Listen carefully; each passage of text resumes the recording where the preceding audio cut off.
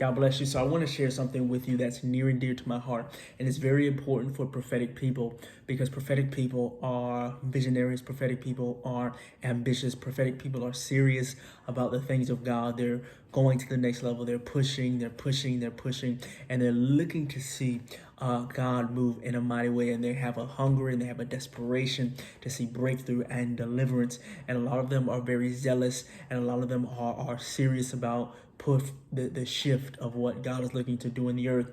And so that's great, that's powerful, but I don't want you to have an excitement and a zeal that is put out. I don't want your fire to be put out in the long run. I want you to have sustainability and longevity. That's my prayer for you. That's what I want to see flowing out of your life. I want to see you moving in miracles, signs, and wonders, moving in the prophetic, casting out devils, moving in deliverance, and seeing people's lives change as you make disciples across the world. But a key to doing that is not just being a 2-week wonder and having a great start and a poor finish. The key is sustainability and longevity. How long can you keep up the level that you're ministering on? There's so many people who are ministering from a place of burnout, ministering from a place of exhaustion, ministering from a place where they don't have what they're pouring out anymore. And when you keep ministering from an empty cup, there comes a time where that cup can break down.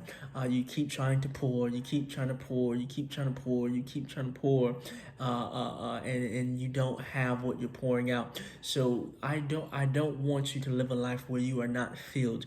You should be filled to the overflow in your personal devotional life. You should be filled to the overflow in your life with God, not just filled to the overflow when you minister to people and feel good, but I'm talking about being filled to the overflow in your personal prayer life, in your Bible reading life. You have to be filled not with just enough of Jesus, not an itty bitty Jesus, but with the overflow. If you are not flowing in the overflow, you don't have much to pour out. And what happens is you give other people what belongs to you instead of giving people what comes out of the overflow. People should drink out of the abundance that God has placed in your life. So we have to do that. Luke 10:38. Now, as they went on their way, Jesus entered a village, and a woman named Martha welcomed him into his house. And she had a sister called Mary who sat at the Lord's feet and listened to his teaching. But Martha was distracted with much serving. And she went up to him and said, "Lord, do not you care that my sister has left me alone to serve? Tell her then to help me." But the Lord answered, "Martha, Martha, you are anxious and troubled about many things, but one thing is necessary. Mary has chosen her good portion, which will not be taken away from her." So here we can abstract a lot, and this applies a lot to prophetic people. We can be busy with much serving. We can be busy helping everyone. We can be busy prophesying to everyone. We can be busy building everyone and not building ourselves. So a key to longevity in supernatural ministry is your personal development. And you're investing in that right now as you watch this video and as you follow the challenge. But you have to keep that development up. You have to keep reading your Bible. You have to keep spending that undivided time in prayer. Give God those hours. Wake up early. Yeah, I said that. Wake up early. Give God those hours in prayer that you need to be filled to the overflow, that you need to be filled to move in the future, that you need to be filled to get the language for what God has called you to be, so that you'll be effective at pouring out what He puts in. If you don't have time to sit at His feet, you don't have time to minister. There are some people who minister beyond their devotion life, and that is what causes them to go into error. That's what causes them to get into false prophecy. That is what causes them to fall because they're tired, they're exhausted.